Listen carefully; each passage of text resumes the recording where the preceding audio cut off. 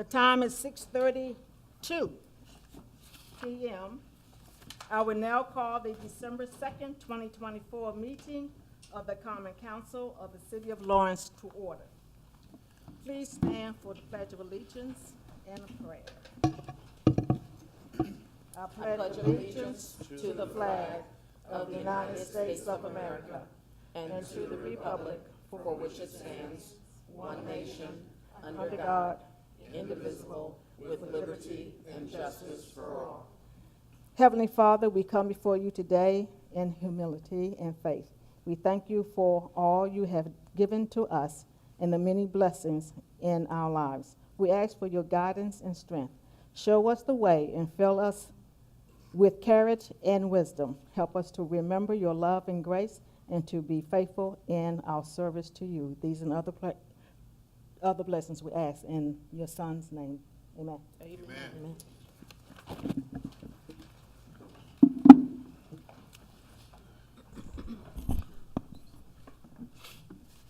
Roll call. We do have 9 councilors present. Let the record reflect. 9 councilors are present.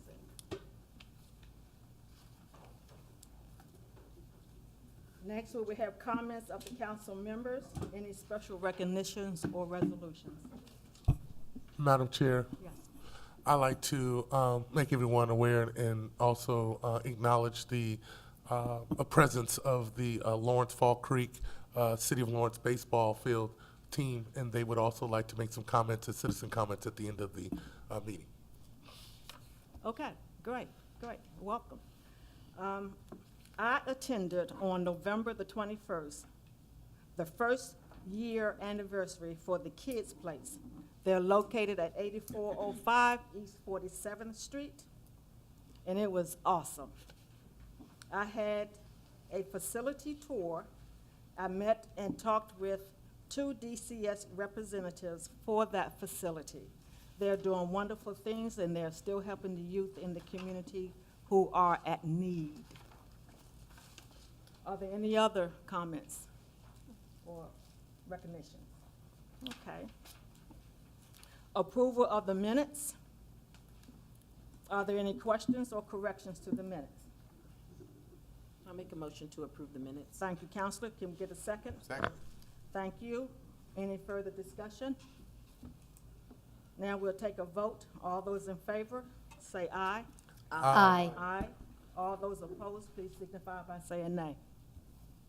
All in agreement. Thank you. The next agenda item is the signing of the vouchers, approval of claims, and authorizations of payment. Do we have a motion?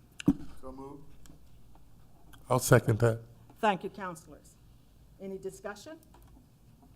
We'll proceed with the vote. All those who are in favor say aye. Aye. All those opposed say nay. Nay. 1 nay. 8 in agreement. Okay, reports of committees. Any reports of committees? Okay. Unfinished business, there is none.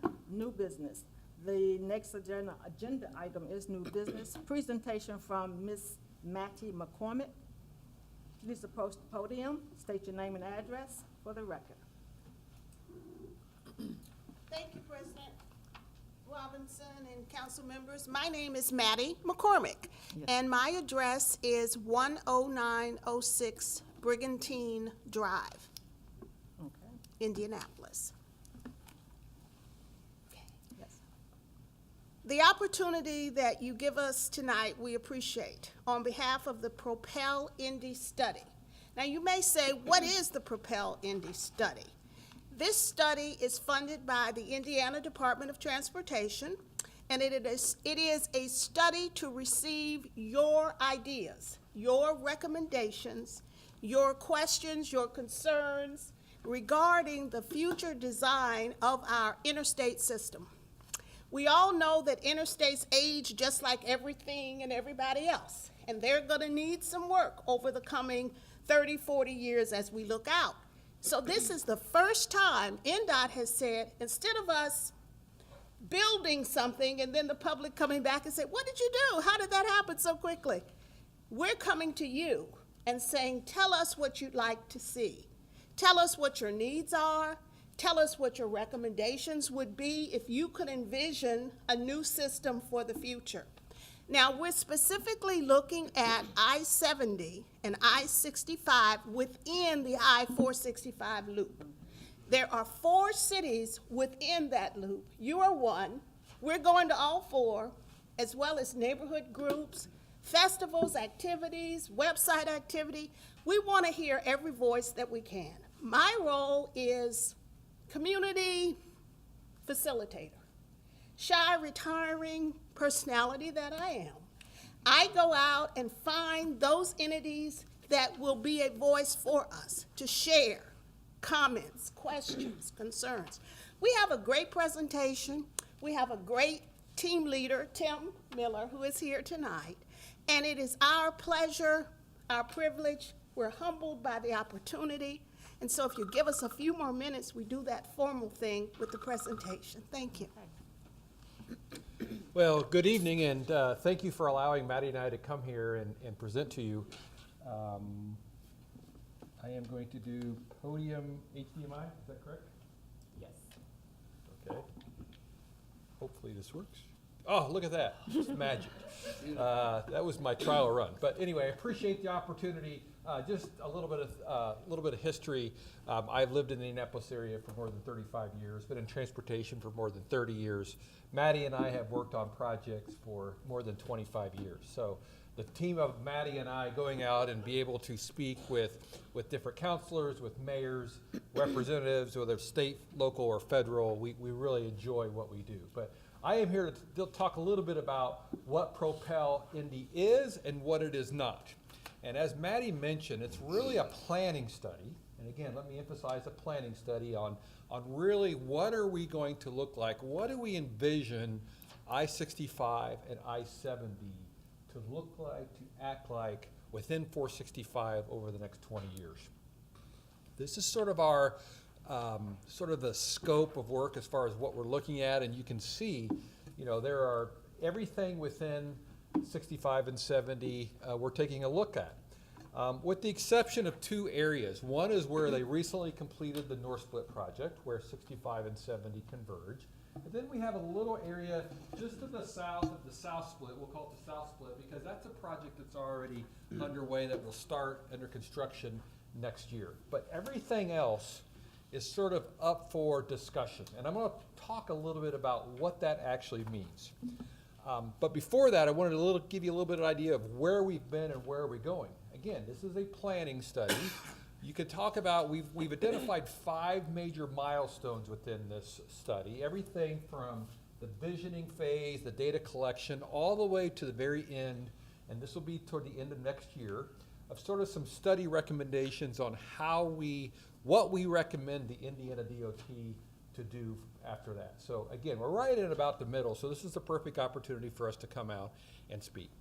When we talk about the visioning phase, what do we talk about the visioning? Because we have many people like, how can I influence what are you going to do with I-65 or what are you going to do with I-70? And for us, it was really about, and continues to be, talking to the community to say, how can we integrate the interstates into neighborhoods? How we can integrate those into communities? What can we do so that that asset, and I'll consider that an asset, is really sort of be able to weave into the fabric of the communities in which they serve. And we'll talk a little bit about that on what we're doing.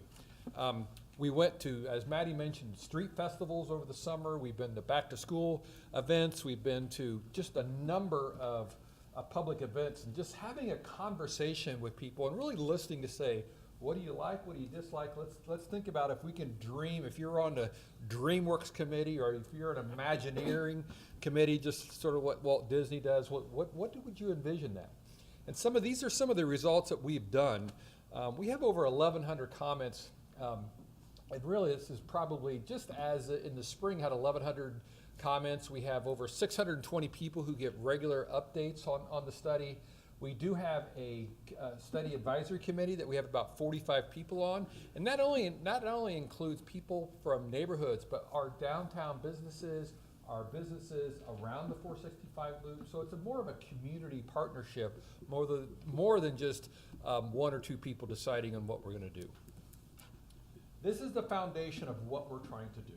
And what you're trying to think about is, first of all, you have to identify the problem you're trying to solve, but think about it, let's think about it as big picture. What's the foundation, or we call them study pillars? We have quality of life and livability. We have economic growth and opportunity. We have transportation and mobility, and we have equity. Everything that we do, everything that we discuss, everything that we will recommend will fall in one or more of these 4 buckets.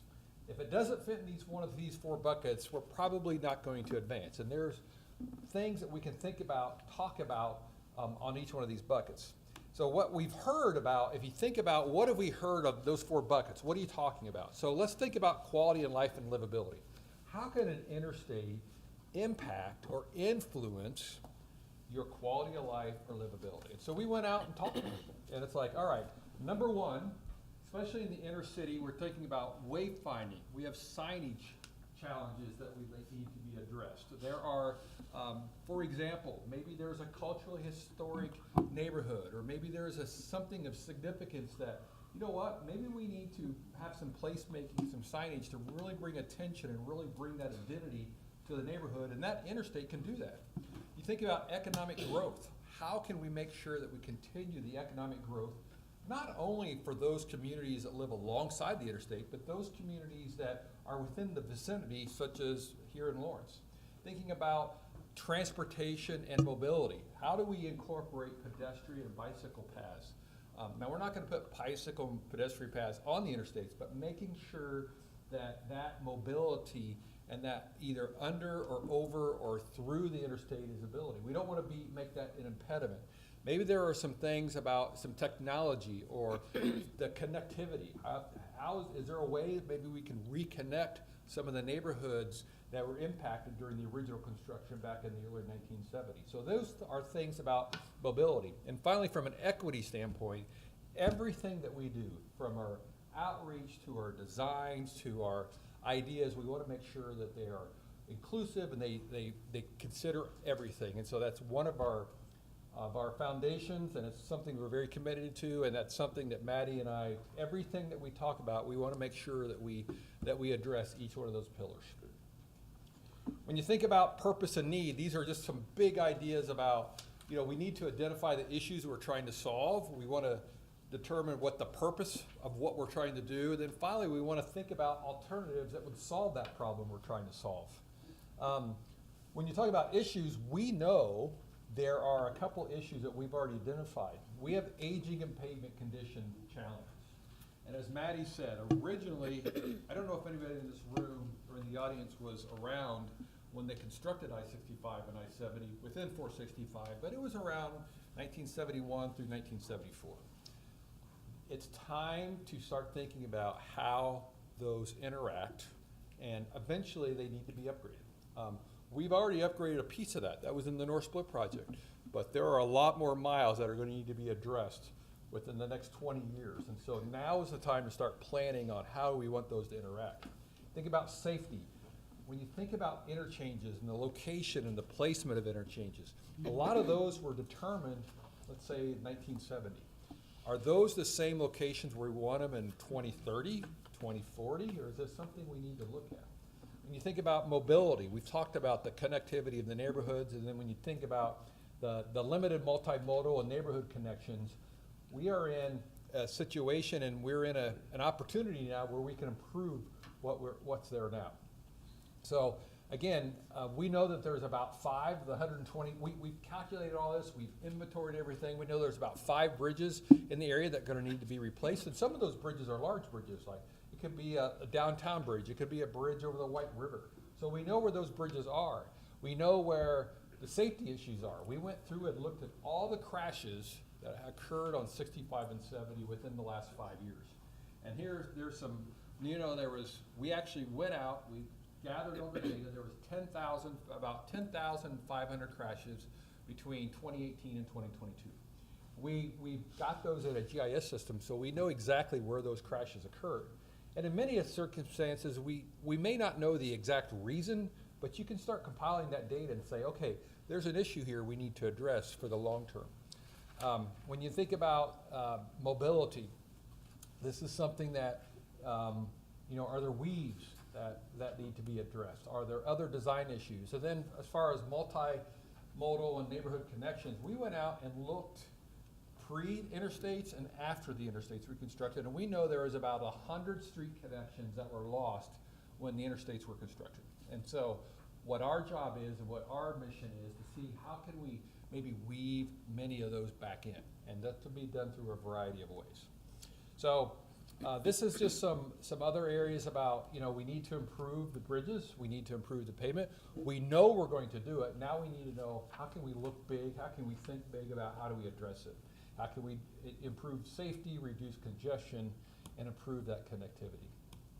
A couple of things I'll wrap up with, because I don't want to take too much time. I'll be more than able here to stay as long as you want to take questions. But these are some goals that we have identified that we incorporated from people that we have talked to for the last year. And it's not only people, but it's organizations, it's schools, it's businesses, it's neighborhoods. You're thinking about identifying community enhancements from that quality of life, developing some community enhancements that improve the quality of life. Now, how might that be done? Those enhancements might be noise barriers, it might be improved lighting, it might be better striping, it might be improved crosswalks at the bottom of an interchange. When you think about economic growth and opportunity, maybe there's new access points that we need to consider. Maybe there's fewer access points that we need to consider. So those are things from a community standpoint that we're looking at. Finally, a lot of discussion about, as for example, some discussions about the I-70 corridor between the airport and downtown. Can that be improved so that as we attract new businesses that are either coming to the city of Lawrence, Beech Grove, city of Indianapolis, that experience from that, maybe that new business or those new residents, they have a positive experience between the airport and wherever they're going. And so those are things that typically we've thought of an interstate of, just a structure, how to get people from point A to point B. But now we're trying to figure out, how do we get that to fit, and how do we get it to really be incorporated into the communities in which they serve?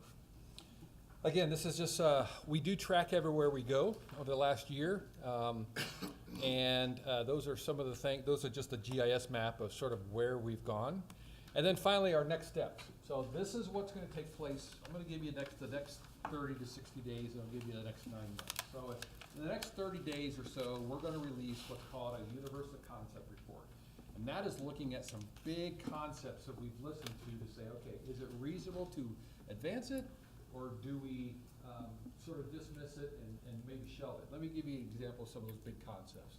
We've heard some talks about, and you've probably seen it about, should we recess the interstate? So meaning taking those down so you can put parks or land masses on top of the interstate. Could you bury the interstates like they did out in Boston 20 years ago? Could you make some of the bridges even taller so that you increase that view shed underneath? Could you decommission the interstates? Make them a boulevard instead. So those big type of ideas we're taking a look at. We're going to publish those results here in the next 30 to 60 days. Then in probably the May, June, in the spring time frame, we're going to publish another report that says, okay, we took these big ideas and concepts that we've had. Now we're actually going to show you some alternatives about what that would look like, how much would it cost, how long would it take, what would the impacts and the benefits be. So then again, so you think about that spring time frame, we'll release that, we'll get some feedback on it, and then by the fall of next year, we'll be able to provide some recommendations on what we're doing. I just want to wrap this up by saying, Maddie said, this is a real opportunity for those of all residents of Central Indiana. This is not really a city of Indianapolis or a very small type of picture. This is about the community of Central Indiana. There are discussions about, should we put in a signature bridge? Meaning, should there be something that is large and iconic so that really brings a sense of identity to Marion County? Different types of ideas like that. Maybe there's art that needs to be installed in some of this. And so those are the big types of pictures, and so we're getting a lot of feedback from not only residents and councils, but also our corporate community as well, in which they've been very supportive, and they want to be a part of it because they want to attract and retain their employees. And so it's just something about how do we use that infrastructure to really fit in the community instead of just being considered just something there that is sometimes viewed as an impediment. So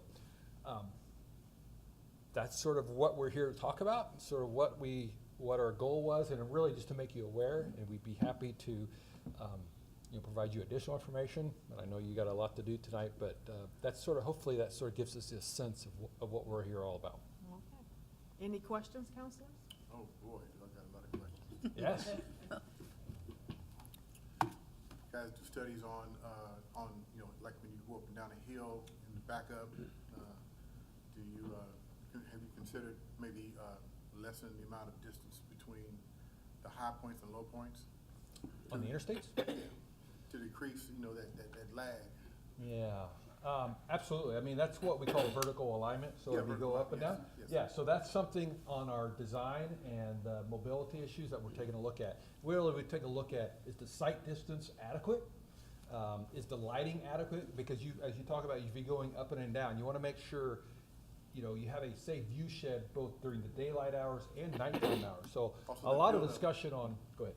Also the buildup, like in from going downtown, for instance, the 7 o'clock hour or 5 o'clock hour is easy. Yeah. And 7 o'clock is harder because of more cars on the road. And then if Yeah. there's a hill, you get that backup. Yeah, That's approaching the north split. Yes. Yes, sir.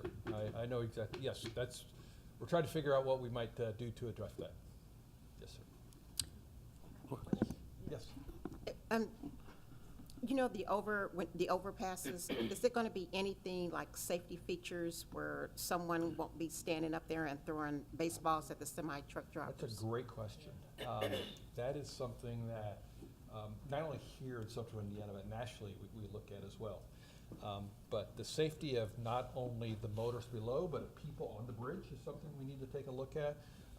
And there is something that, yes, that's being addressed. That's a very good comment, and we will make sure that we incorporate that. Because that can be an issue. Not only for the motorists below, but we also want to make sure that we provide that safety, and I don't want to use net as a physical, but that safety component to make sure that people don't hurt themselves also on the bridges as well. So very apparent on that, and something that we take a look at very seriously on that as well. Madam President, if I may. Yes. About someone live from NDOT, and I've been trying to get a hold of someone in your organization and Okay. go through all the channels, but would it be a fair assumption that or statement that your organization are the ones that did the medians on Pendleton Pike recently? No, that's not. So just to be clear, I'm not with the Indiana Department of Transportation. I am working on behalf of them, but no, that would not be the Indiana DOT. They serve the state roads and the interstates. I don't know, but I will tell you this, Maddie and I will get with you afterwards, and we'll get you connected with the right Please, person. I'd be, because it says here on our thing that this NDOT community leaders. Yeah, right, yeah. But I do not know exactly about Pendleton Pike, but we will find out who the person is to work with. I would certainly appreciate that. We'll Thank do, you. we'll do, Rick. Madam President? Yes. My name is Rick Wells. Okay. Can we just follow up with you tomorrow? I'm sorry? Can we follow up with you tomorrow and get some specifics? Yeah, you can call me on my cell phone. Okay. Don't email me, just call me on my cell phone. Sure, we'll get that from you here in a minute. All right. Do you have a relationship with Vision Zero? Have you done anything with, With Federal Highway on the Vision Zero, with the zero accidents? yeah, yes, does that's that have obviously- any that's some- connection? Do what? I'm sorry. Does that have a connection? It does, and a lot of that has to do with our safety component to it. Mm-hmm. As I mentioned, the 10,500 crashes, our goal would be to zero crashes on that, or Mhm. zero fatalities. And I think you probably saw it was like 7% of those ended up in a fatal. So that's safety is number one. Safety trumps everything that we would do. But yes, it's something that's as someone who's worked in infrastructure and alongside Maddie, that's always the first question. We want to make sure it's safer for the community, for both the vehicles and for the surrounding community. Madam Chair. Yes. So I see the sign up here, it says to share your feedback, so that's where we would need to submit things if we want to make sure that it's on writing, okay? Yes, sir. The comments that I have is related to the city of Lawrence. As you know, and I think it's one of your spots, interstate brings significant economic opportunities to cities.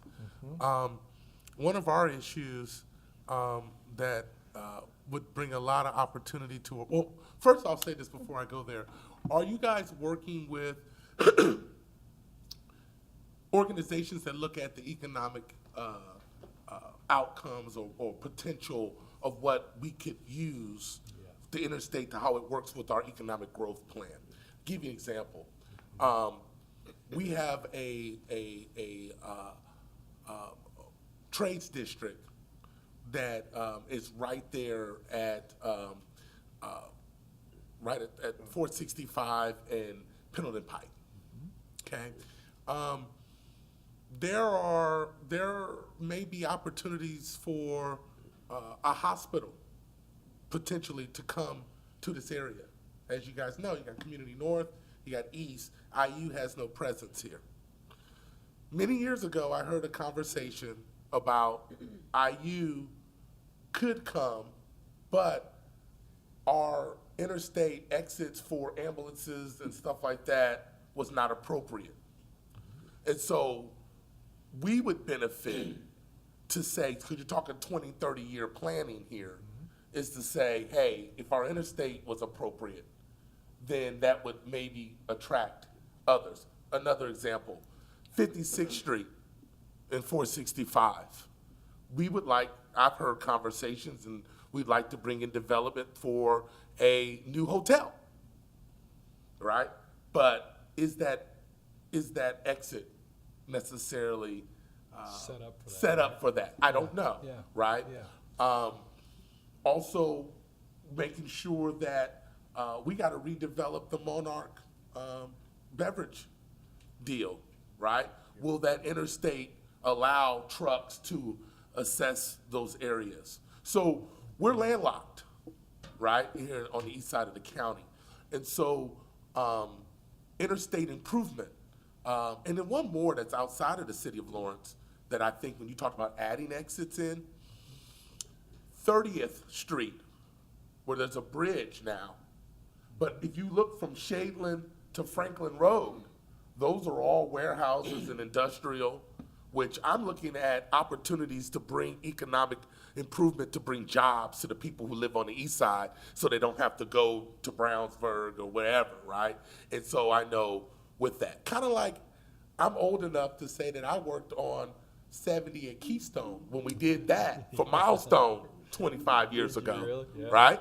I worked on the improvement on 65 in Southport and the improvement that they're redoing now at where the Shadeland, where you get off the Shadeland exit and Boy Scout. I'm old enough to pour concrete on those walls 25 years ago, 30 years ago. Indiana Plan, great program. Anyway, that's what I'm saying. Like those, I feel like that expansion helped expand the neighborhoods in our development for housing development, right? We expanded that wider, and we're able to do that. And so now, for our city to grow and for our tax base to grow, we need to improve and grow our economics. So I hope that when you think about Lawrence and you think about freeways, you think about how we improve our economic status so that we can have further growth and be able to offer better services and support our police and fire and all that good stuff better. Yeah, it's a great comment, and I can assure you that economic return as a return on investment is something that we take very seriously. I don't think the Lawrence Chamber of Commerce, we probably should reach out to them. Yeah. We do have the Indianapolis Chamber of Commerce that is actively involved, that's looking out for the entire county on this. So I want to make sure you know we are working with Indianapolis on that. But that's something that we can reach out to the Lawrence Chamber and brief them and try to get their input as well, because it's exactly right. It's, you know, the decisions we make over the next 5 years on what to do, where to do it, can have an influence on the next 20, 25 years, right? So that's something that, that's why Maddie and I are going out and just making people aware of it, because again, the decisions we make in the next 5 could influence. One other what we comment do to in that 30. too, Yeah. and I'm not old enough to remember this, but some of my constituents told me this. My neighborhood didn't flood until the freeway came in. That's what, you know, you hear that from some of the old folks, you know, in the community. And so pervious, non-pervious grounds and water runoff and all of that stuff is an issue here in Lawrence and with the interstate. So I'm no engineer, but those are things that I know are concerns to our constituents and the folks that live around the interstate. Yeah. Great comments. Thank you. Any other comments? Thank you. Thank you for Thank your you. Thank you presentation. for allowing us to come. Yes. And hopefully we can come back in the spring and give you some early results. And anyone that I'd just like to close by, if there are groups or organizations within the city that we need to reach out to, please work with Maddie and we will make sure we get them integrated into the entire planning process as well. Thank Okay. you. All right, Thank thank you. Thank you. Next on the agenda is resolution number 13, 2024. Madam Clerk, would you please read the title of the resolution into the record?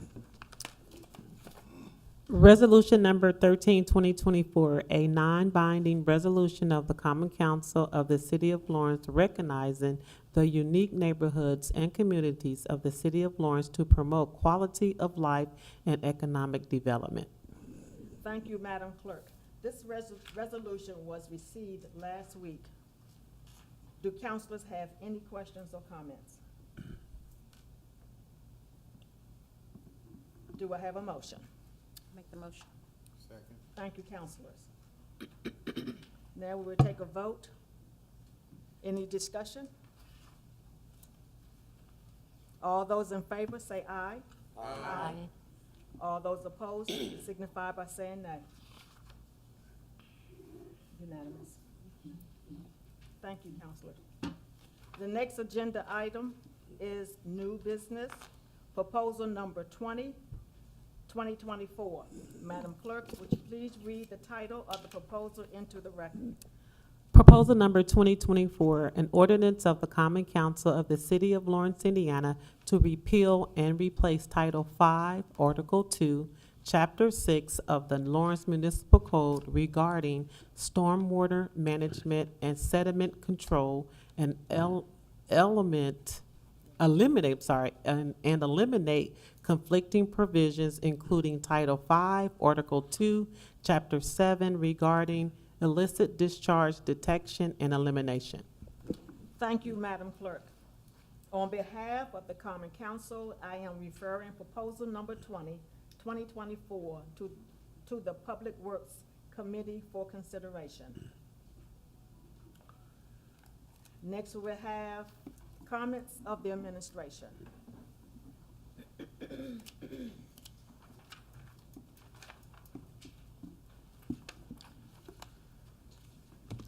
Good evening, councilors. I hope everyone had a nice Thanksgiving, and I hope everyone had the opportunity to join us this last Saturday for the Winterfest. We had a great turnout to light up the Christmas tree, so if you have not gone and stopped by Civic Plaza, please see the City of Lawrence official Christmas tree. I know in years past it's been like a metal pole with lights hanging down.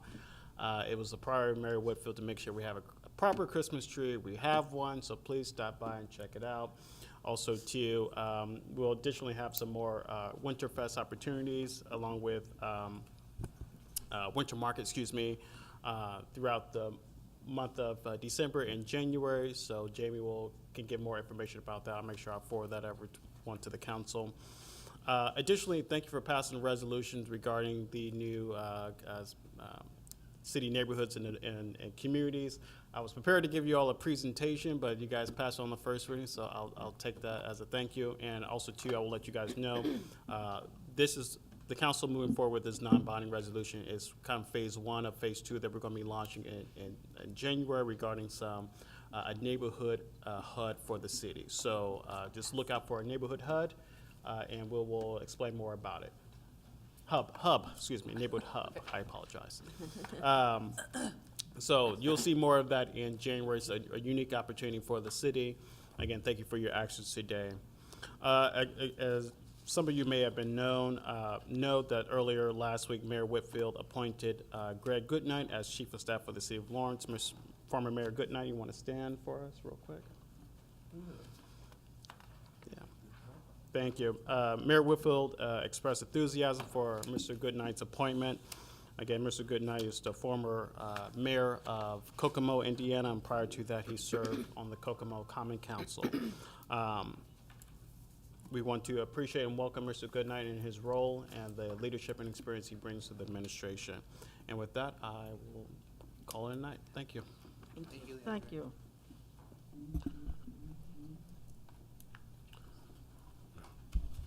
I don't know if Okay. everybody know to sign the thing.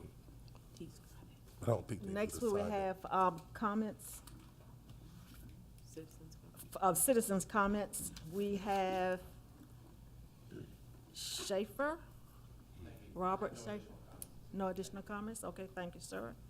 Coughlin.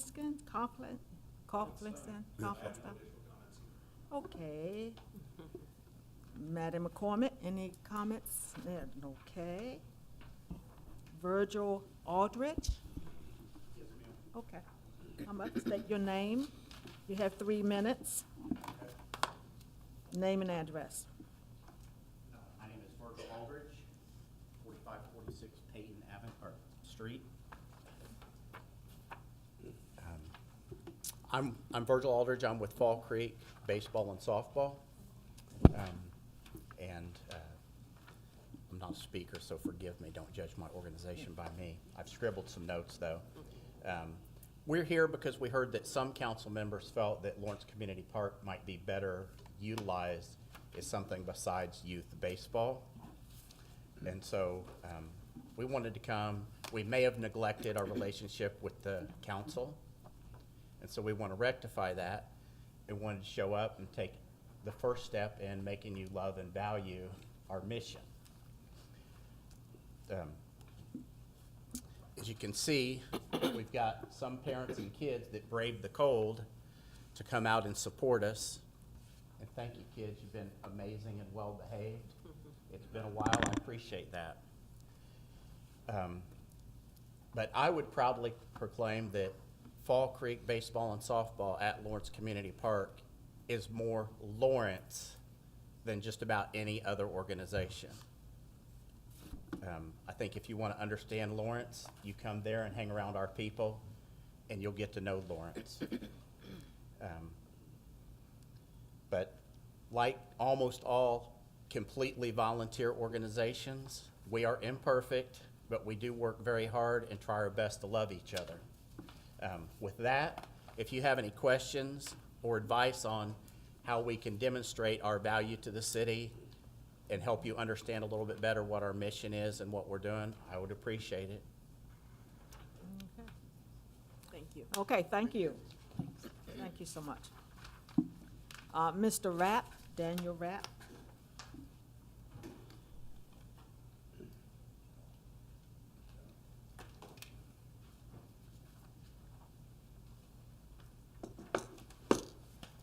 Daniel Rapp, 5718 Waldenwood Drive.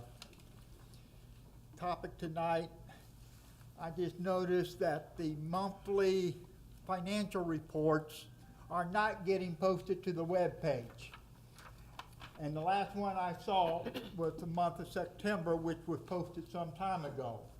I'd like to know how you people are keep on voting almost unanimously to approve vouchers like you did tonight, only one person abstained, not knowing the actual financial position that you're in.